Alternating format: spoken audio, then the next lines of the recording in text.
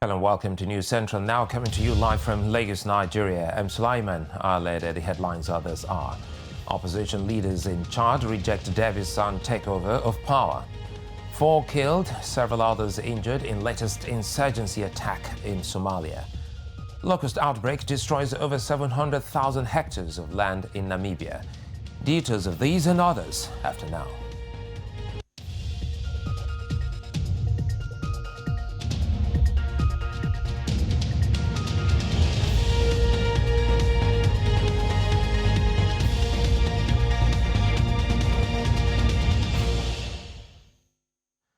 We begin in Central Africa. Chadian military says it has reopened its borders a day after shutting them following the death in combat of longtime ruler Idris Deby. A statement from the military council spokesman, Azem Bemondo Aguna, says nighttime curfew has also been slightly relaxed. It would now start from 8 p.m. instead of 6 p.m. Tanks and heavy artillery are still deployed around the presidency. In the meantime, opposition politicians in Chad have rejected the army's appointment of Idris Deby's son to take over in the wake of his death. Now, Secretary General Antonio Guterres has expressed condolences after the passing of President Idris Deby of Chad, who reportedly died after sustaining injuries during clashes with rebels in the north of the country. Spokesperson for the Secretary General, Stéphane Dujarric, says that the situation in Chad is characterized by growing humanitarian needs linked to the conflict in the Lake Chad Basin as well as the effects of climate change. He says the United Nations and humanitarian partners are continuing operations in the country, assisting impacted communities. Secretary General is deeply saddened to hear about the passing of President Idris Deby of Chad this morning. He expresses his deepest condolences to the president, as well to the president's family, as well as to the people and the government of Chad. The situation in the country is characterized by growing humanitarian needs linked to the conflict in the Lake Chad Basin, as well as the effects of climate change. We, along with our partners, are continuing our operations in the country to assist impacted communities. The humanitarian response plan for Chad is seeking $617 million this year. To date, it's only 6% funded. We urge the international community to provide financial support to meet the needs of the people in need.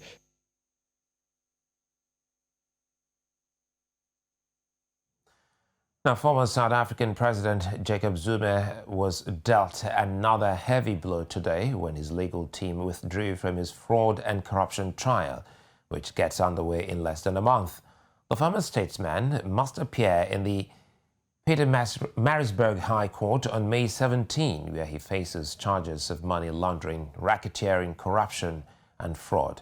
Their withdrawal comes just 1 week after South Africa's Supreme Court of Appeal ruled that Zuma would have to pay his own legal fees for the case, which have already tallied more than 25 million rand.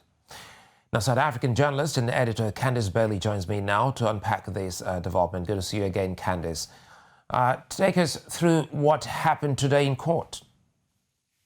Good evening, Sulaiman.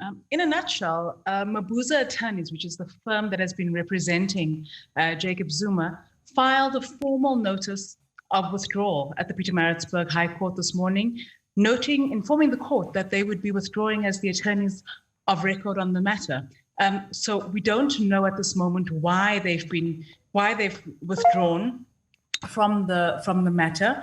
Eric Mabuza, who's the attorney in the matter, I didn't understand that. Eric Mabuza, the attorney, has told us that he refused to comment, and in fact, Jacob Zuma's spokesperson has also refused to comment. The National Prosecuting Authority has also decided not to comment on the matter. So that's what we know at this moment, Sulaiman. So at the moment, what does this mean for the former president? Well, effectively, he loses his entire legal team, Sulaiman. This includes his advocate and his attorney.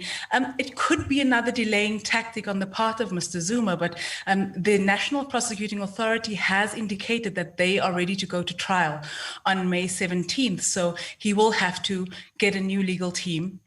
within a matter of weeks. The trial starts in just about 3.5 weeks' time, and it's been set down for 6 weeks, which is quite a significant time.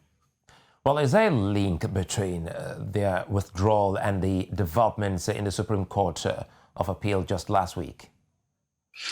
So, as you may know, Suleiman, what the Supreme Court of Appeal ruled was that the former president was not eligible for funding for his trial, and that he would then have to fork out all these costs himself. So he now has the historical debt of the case so far, as well as the current debt, which is 25 million rand, which he has to pay back.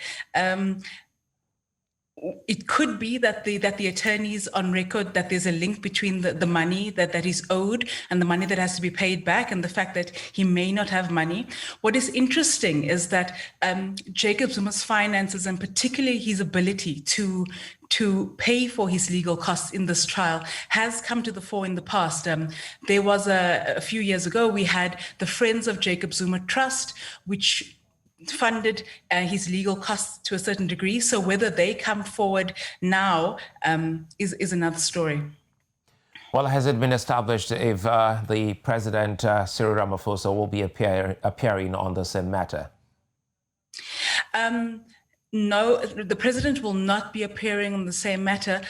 So this is mainly the trial of Jacob Zuma, where he's facing 16 charges of corruption, racketeering, money laundering, and fraud. And there are more than 700 allegations of impropriety that they are dealing with in this case. But it's really only Jacob Zuma who's appearing, along with the French arms company Thales. Now, before I let you go, what's the conversation amongst editors like yourself? Does the former president stand a chance? Because this looks like a stalled court proceeding with this new development. Suleiman, this has been an ongoing matter since 2005. And the former president really has been quite determined to not face his day in court, if I could put it that way. At the moment, they have said that the president's foundation, the former president's foundation, pardon me, has issued a statement saying that they are trial ready, but whether or not they are trial ready, it's yet to be seen. Well, Candice, many thanks for your time as always. Thanks, Suleiman. Now, Zimbabwe's parliament has approved a proposed amendment to the constitution, removing a clause on electing vice presidents. This is a move critics say is meant to entrench President Emmerson Mnangagwa's rule. The raft of amendments comes a fortnight after the Senate voted for another amendment that will see the tenure of senior judges being extended, and the president directly appoint judges instead of them being subjected to public interviews, as is the case now. Once the amendments are approved by the Senate, the president will continue to appoint his or her deputies. The ruling party will also choose the president's successor in the event that the incumbent is incapacitated or dies in office. Now, still in the region, heavy flooding triggered by torrential rains has killed 14 people and left 8,000 families without homes in Angola's capital, Luanda. The intensity of the downpour, which lasted for about 7 hours, collapsed bridges, uprooted trees and submerged vehicles. The rain also prevented the circulation of public transport in several areas of Luanda. As such, many people were unable to get to their places of work. According to the spokesman for the National Civil Security Agency, Faustino Minguez, most of the victims were killed by collapsing walls or were electrocuted. He added that there had been a substantial increase in the water level in drainage ditches and stormwater containment basins that had overflowed onto the public highway. Now, Namibia has allocated about $1.4 million to fight a locust outbreak that has so far invaded 7 regions and destroyed over 700,000 hectares of land. The locust, which started to appear in 2 Kavango regions, have left a trail of destruction after they destroyed crop fields and grazing land. This is according to Mildred Kambinda, Director of Agricultural Production Extension and Engineering Services at the Agriculture Ministry.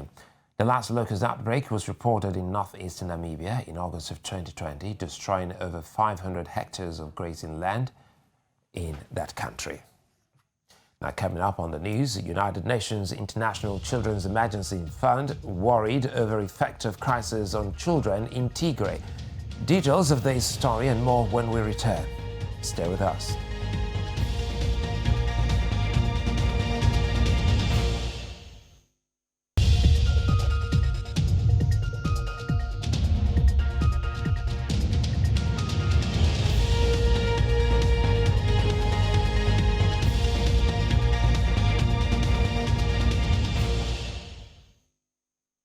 If you just joined us, you're welcome. You're watching the News Central News now.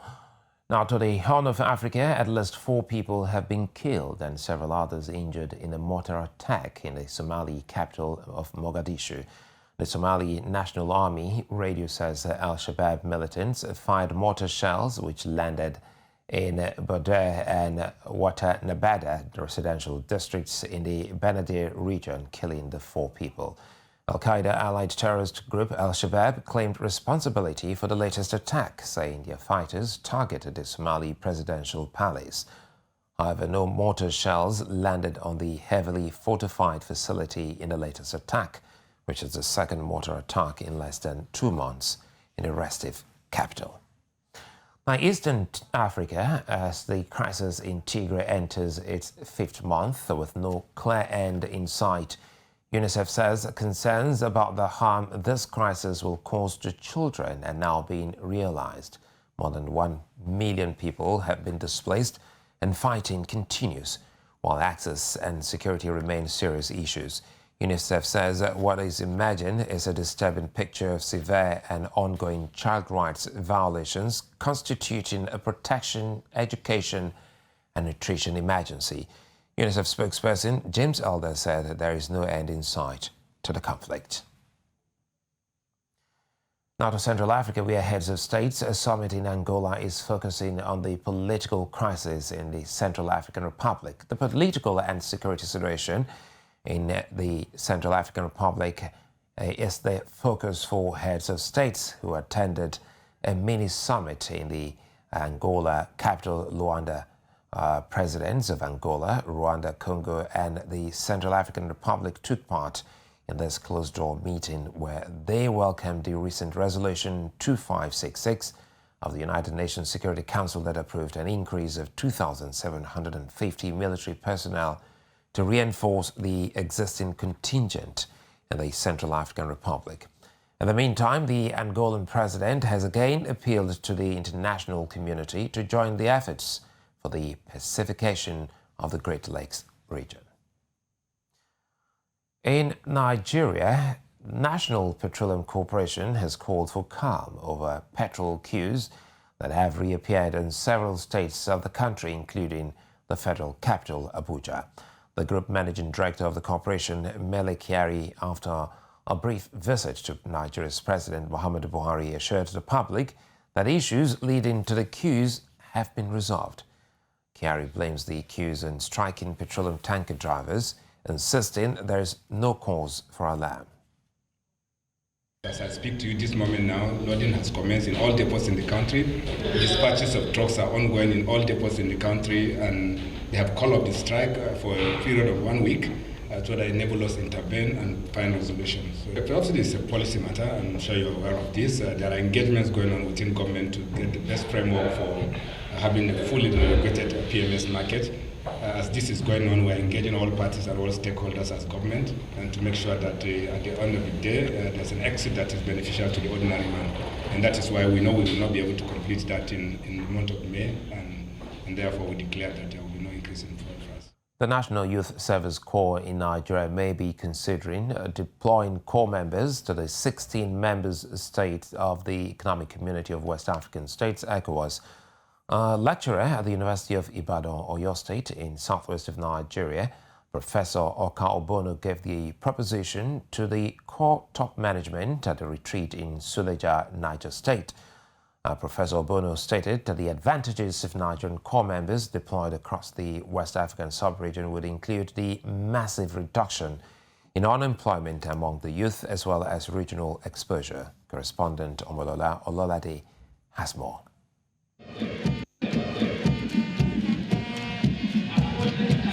The National Youth Service Corps (NYSC) has been a tool of national integration and a scene of pride, bringing youth from different parts of the country together. Since its inception, Nigeria has annually deployed corps members to the 36 states of the Federation. This time, the NYSC is making plans to expand frontiers. It is considering deploying corps members to the 16 member states of the Economic Community of West Africa, ECOWAS. Although the proponent of this idea explains that deploying corps members to other West African countries would greatly reduce unemployment among youth, educationists in the country do not think so. For unemployment purpose, it's just a stopgap measure, because at the end of the NYSC program, what happens to the corps that are posted to other countries in Africa, and these countries do have their own attendant unemployment crisis. While some Nigerians are uncertain about whether the idea will solve the unemployment issues, people in the academia are confident that it will indeed encourage regional exposure as well as regional integration. It is designed to promote regional integration, cultural integration, to promote regional development. That's okay as a goal. So that gives them an opportunity of knowing what goes on in other sites. And I think that if we start that process, probably that will also help to achieve some of the goals of ECOWAS, which was meant to build regional integration. As to whether deploying corps members across West African countries is a welcome development or not, young Nigerian graduate has this to say. We have not finished integrating in Nigeria, then you're taking us outside. What are the things you've put in place to ensure our safety and to make sure that the aim for taking us outside there is accomplished? So you sending out these graduates to other countries, they also have their own internal crisis that they're facing. So I believe they might be vulnerable to so many ills or harms that would eventually befall them. Be able to explore opportunities more in other countries. Whatever decision the NYSC may settle for, one thing seems certain: the fact that the Nigerian youth will always obey the clarion call to lift the nation high. Omolola Ololade, News Central TV. Now to our continued coverage of the coronavirus pandemic across Africa.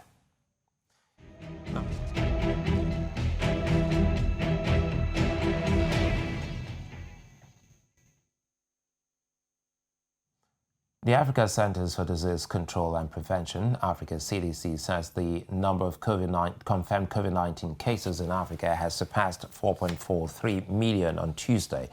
The Africa CDC says the death toll from the pandemic stands at 118,194 and over 3.98 million patients across the continent have recovered from the disease.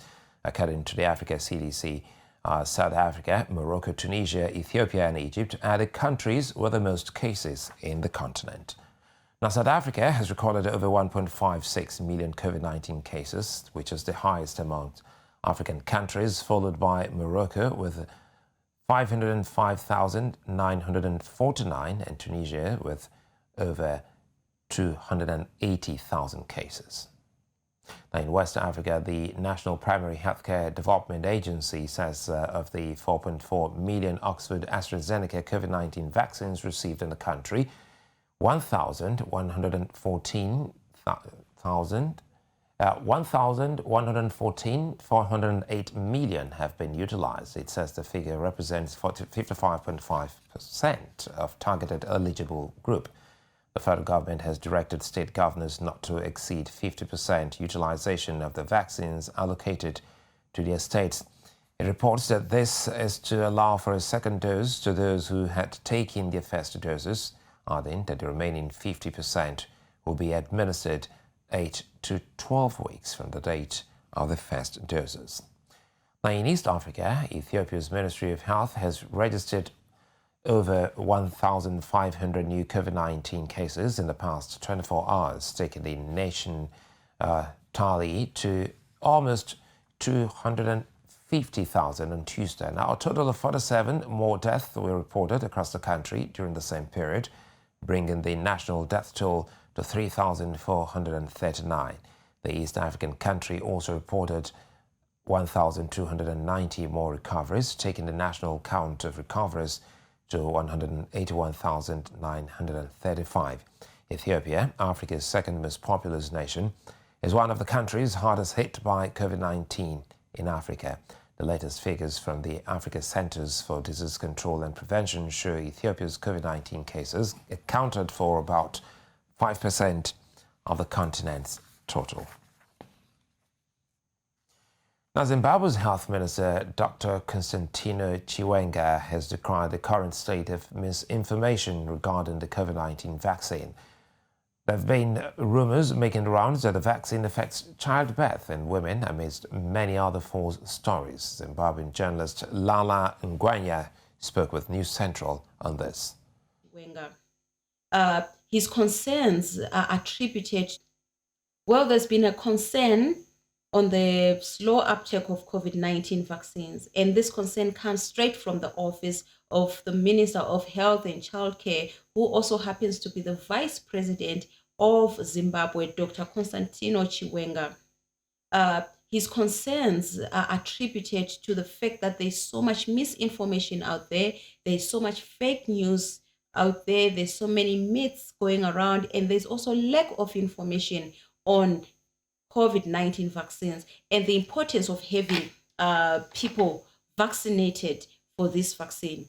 And one of the concerns, actually, one of the worrying concerns, is that the country is slowly approaching winter, and there's been a general expectation of a third wave coming into the region. And no one knows how severe the third wave is going to be, but there is a possibility that the third wave may be severe than the first and the second wave. Therefore, the Minister of Health is calling on the country and its citizens to have an agency when it comes to the uptake of the COVID-19 vaccine. And the most worrying thing, again, is that most of these areas that are affected or that have lack of information and misinformation making the rounds are rural areas and marginalized communities. They seem to have a different perspective when it comes to vaccines. There's so many myths going around, there's so many misinformation going around, and some of the misinformation is that once you get the vaccine, you won't be able to bear children, you won't be able, to fall pregnant. So some of these concerns are really, really worrying, and some of the concerns have to do with religious beliefs. And you hear some of the people saying that if the pastor or their priest hasn't taken the vaccine, they are not going to take it. So some of these myths and these beliefs are really worrying, and they are slowing the uptake of the vaccine.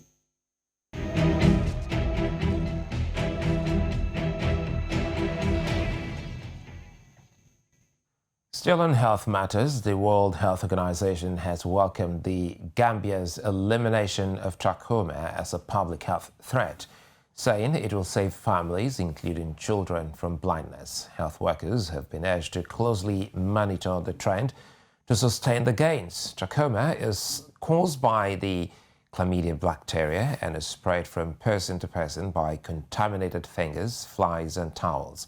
If untreated, the eyelids become chronically inflamed, and this in turn can eventually lead to blindness. Trachoma remains endemic in 29 countries on the African continent. The Gambia eliminated trachoma after almost 4 decades of work, the government said in its announcement. When the news returns, entrepreneur and Nigerian-American Jide Samuel discusses the conviction of Derek Chauvin. Join us again.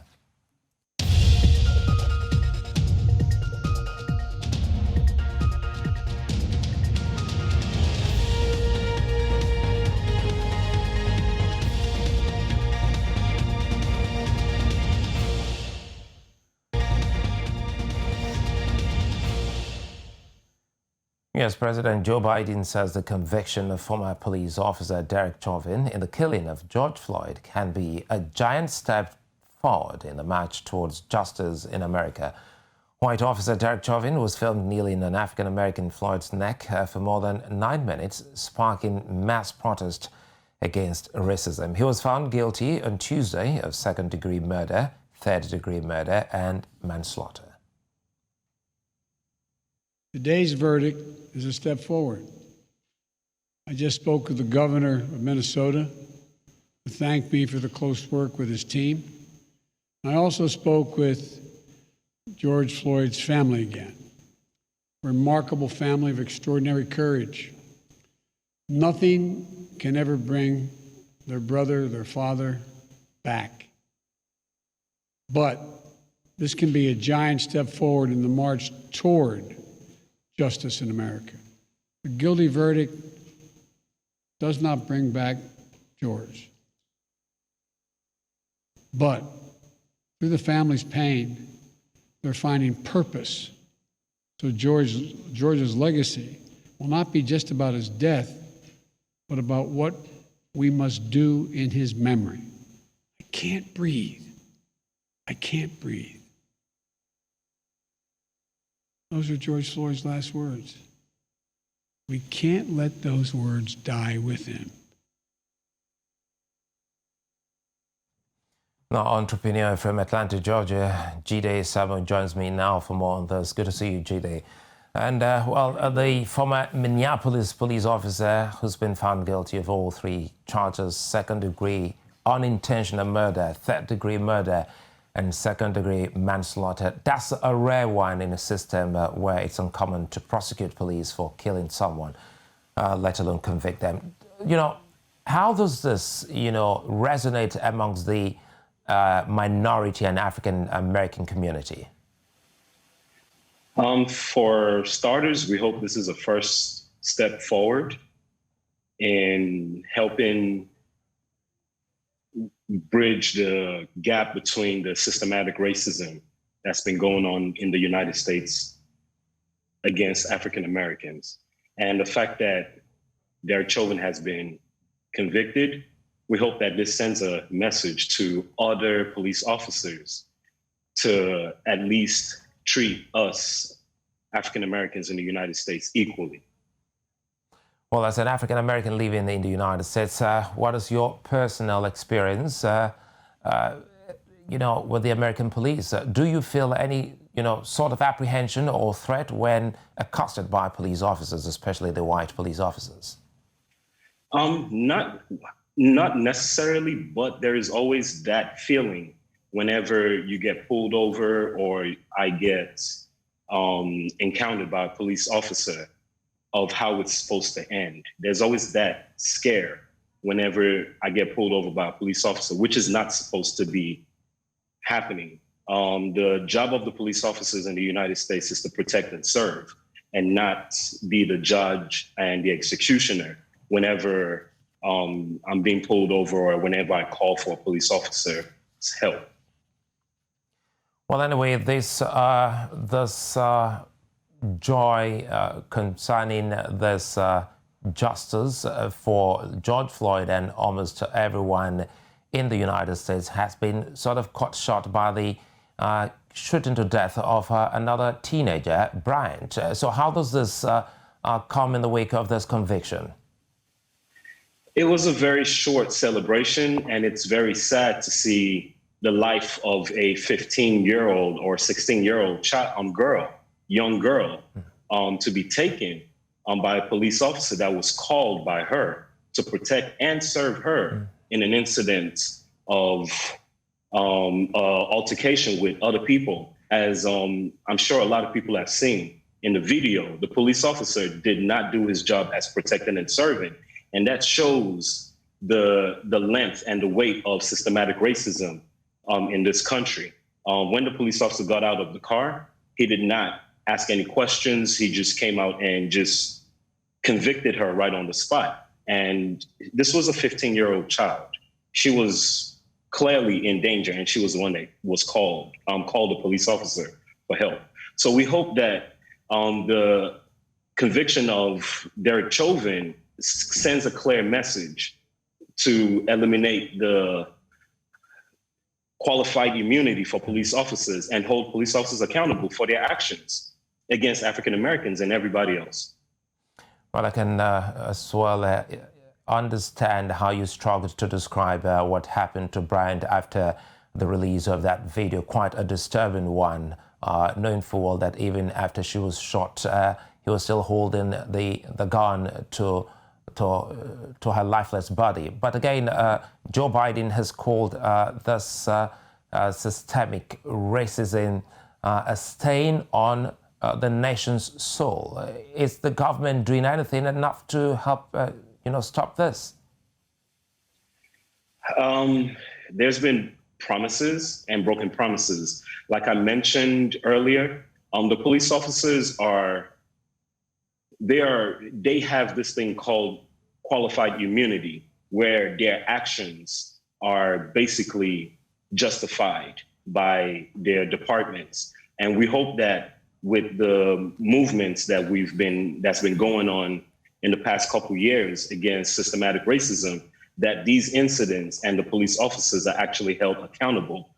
As you saw in the video, clearly the girl was not in immediate danger to the police officer, and police officers have numerous tools to de-escalate incidents like that. They have tasers, they have pepper sprays, and they have their words, but he chose to basically take her life, and that is very unfair. And we hope that with the conviction of Mr. Chauvin, that every police officer is held accountable. And I hope this police officer is held accountable for his actions, because it was very unnecessary. Thank you for your time, Judy Salmon, for unpacking this for us. Thank you very much. We'll return. Time now for us to look at other business stories coming after now.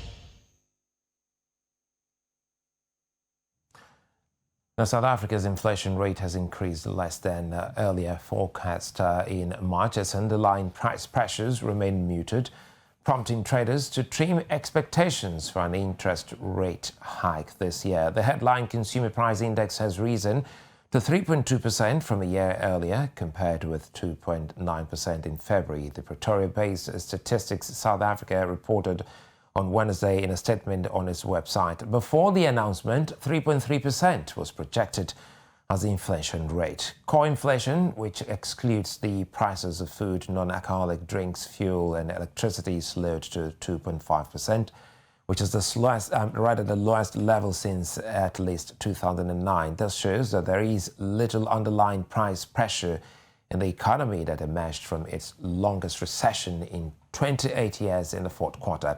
It could move the central bank's first interest rate increase out even further.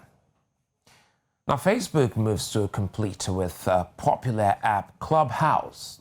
I should have even started if you're Clubhouse. Now, that's a social networking company which has introduced new features that will give users more audio-only options. And that's not all.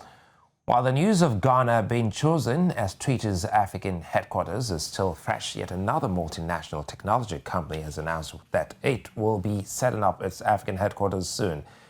As a business tech conversation today on the show, News Central's TV Business Edge today, Victor Equilo, tech entrepreneur and analyst, explained the competitive strategy of blue chip companies. There is a lot of nuances in this conversation that we have to put into consideration when addressing issues like this. The law has its own standpoints on matters like this, which are regulatory and very correct to a very large extent. But there is a stance I have, and it's the fact that laws and regulations have become very outdated for the pace of technology. Technology and innovation are moving faster than the law can keep up with. And this is a thing, So there are a lot of nuances that makes it very impossible for us to say, oh, Facebook is good or bad, There was a recent documentary on Netflix that talks about the evils of social media and the internet. And I think that opinions like that can be a little bit extremist, because when you think about it, social media and the internet have been net positive. They definitely have their downsides. They have a lot of disadvantages. But truth be told, there are more nuances in conversation. Can these social media companies and Facebook specifically do better? Yes, They have a lot of work to do in terms of, guidelines, making their platform safer and, less predatory. There's a lot of work to be done on that front, but too big, I don't know. It's more nuanced than a straightforward answer. Now, why do people get insured, or who can be insured? Now, in this report, Elizabeth Musa sits with an insurance expert in Ghana who explains what insurance is about and those who can have an insurance cover. Insurance is simply a service. Insurance is a major form of risk management which, on a large scale, is highly untapped on the continent. There could be a number of reasons for this, perhaps a lack of understanding of the concept or even a lack of awareness. Insurance is simply a service where a company bears the financial burden of an unfortunate event on behalf of a customer. That's the simplest way to define what insurance is. The problem why people don't have insurance today is that they don't know that they need it. So for instance, let's start with someone who has people who depend on them. Like you have children, you have parents, you have siblings, and then maybe you give these ones food, money for education, general upkeep every month. The question to ask is, what if something happens to you? Have you thought about how they will cope? Will it lead to someone being out of school? Someone being evicted from their homes? Would it mean that your children or your wards will now be begging family members for money to survive? What if you thought about all of this and you had bought life insurance so that when that unfortunate event happens, then all these things that we mentioned will not be? But people don't know this. It's like another example I can give you is you travel. When you travel, you are on your way with your luggage, you go to Dubai. You can lose your luggage. You can miss your flight. You may fall ill during the period. You may even be involved in an accident right there in Dubai. The question is, when any of these things happen, what are you going to do? Are you going to take out from the money that you ought to spend to shop to now take care of that event, maybe to pay for your hospital bill, or to what are you going to do? Are you going to become stranded? What if you have thought about travel insurance and you had bought it in advance? If you had bought it in advance, when you then fall ill, or there is flight delay, or there is baggage loss, or any of this.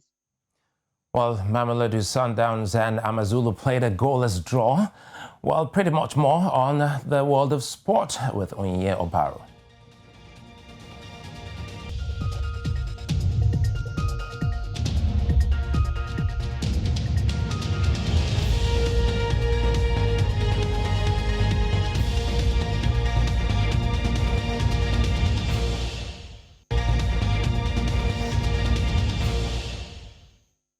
Thanks, Suleiman. This sport at this time, Asante Kotoko have expressed their disagreement to a Ghana Football Association, the decision ordering the club to pay an amount totaling $41,000 to former coach Maxwell Konadu.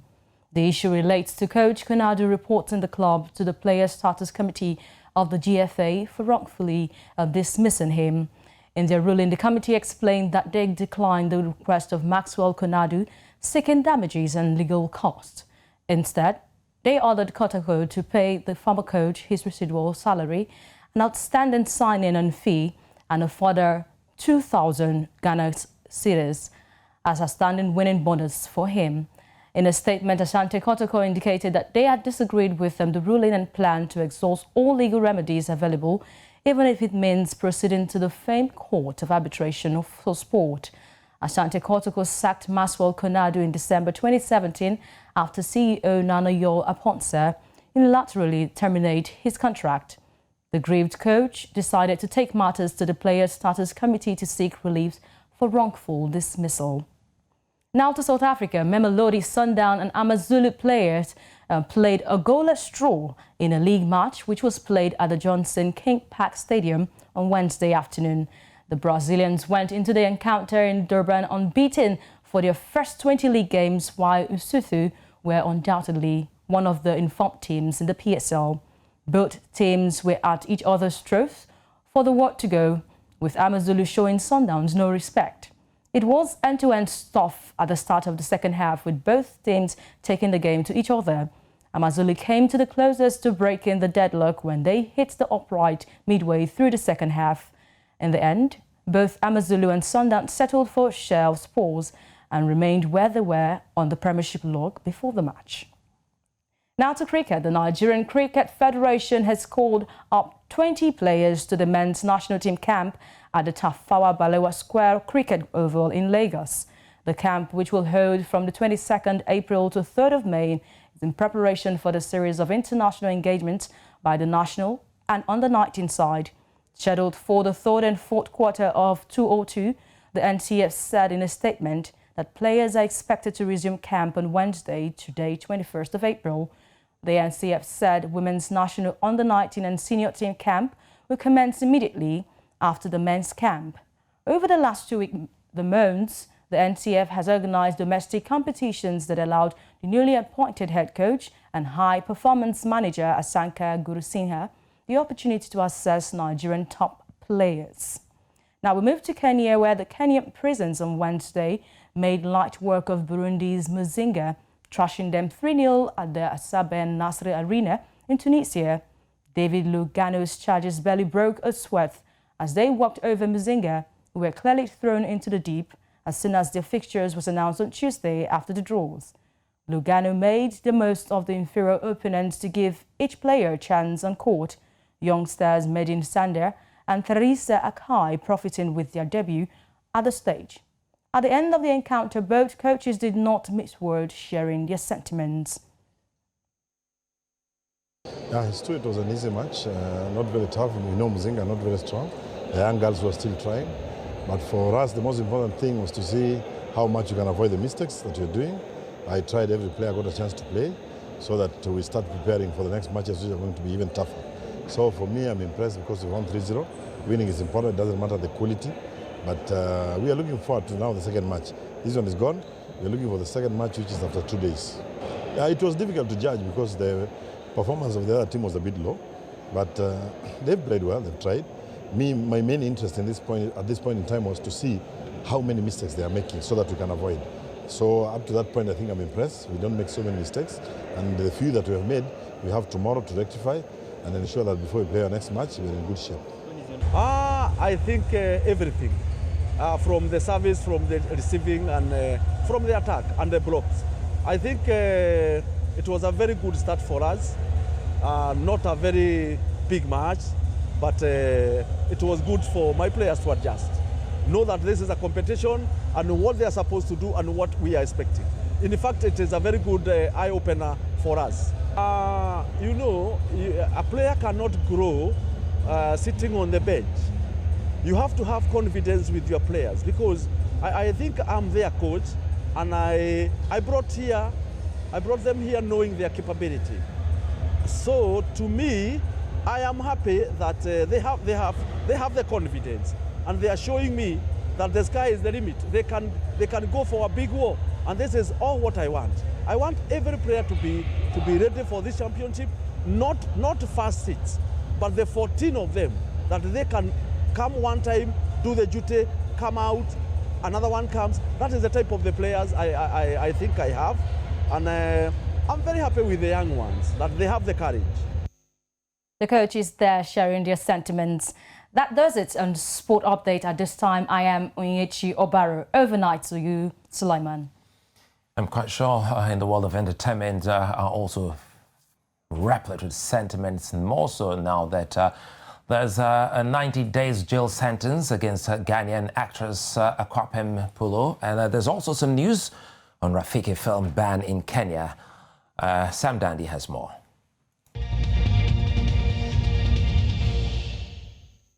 Thank you very much. And now to entertainment news. We begin in the Gold Coast, where the Criminal Court 2 Division of the High Court has granted bail to social media personality Rosamond Brown, who is popularly known as Akwepem Polo, pending an appeal filed by her lawyer against her 90 days jail sentence. The court granted her bail in the sum of 80,000 Ghana cedis. In addition to the bail, she's to report to the case investigator every 2 weeks and is to deposit her passport with the registrar of the court. The court said she can only travel with the express permission of the court. This story has sparked lots of debates around the world. If you recall, Akwepem Polo was sentenced for publishing obscene materials and for undermining the dignity and integrity of her 7-year-old son. But her lawyer, Andrew Vortia, immediately appealed against the sentence, describing it as harsh.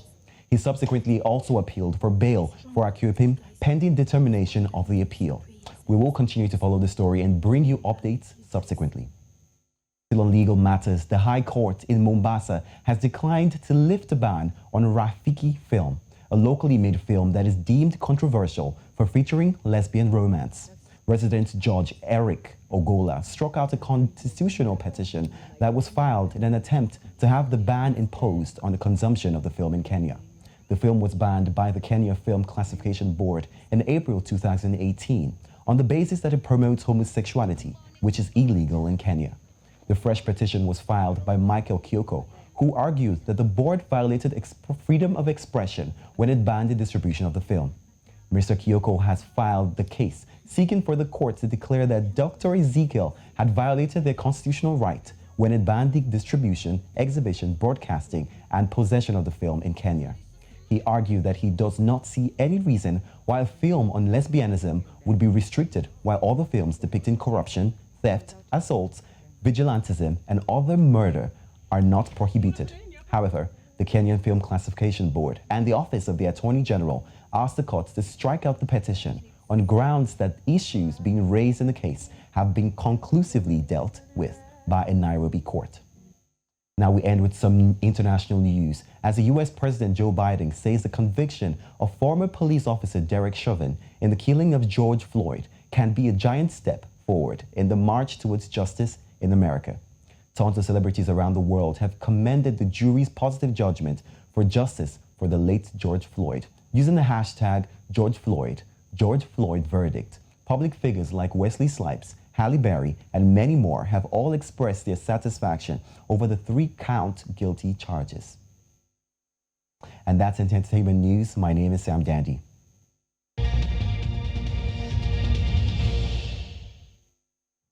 Many thanks, Sam Dandy. Now for what the weather will look like across the continent, we turn to our Met desk.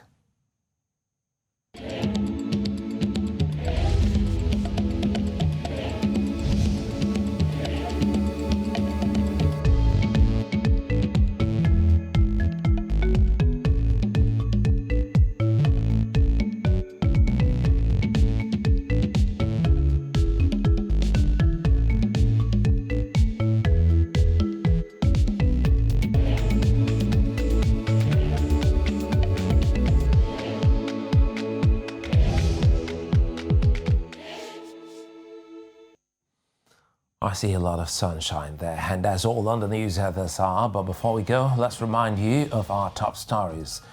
Opposition leaders in Chad have rejected Deby's son takeover of power.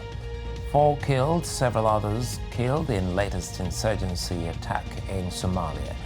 Finally, we told you that Locust outbreak has destroyed over 700,000 hectares of land in Namibia.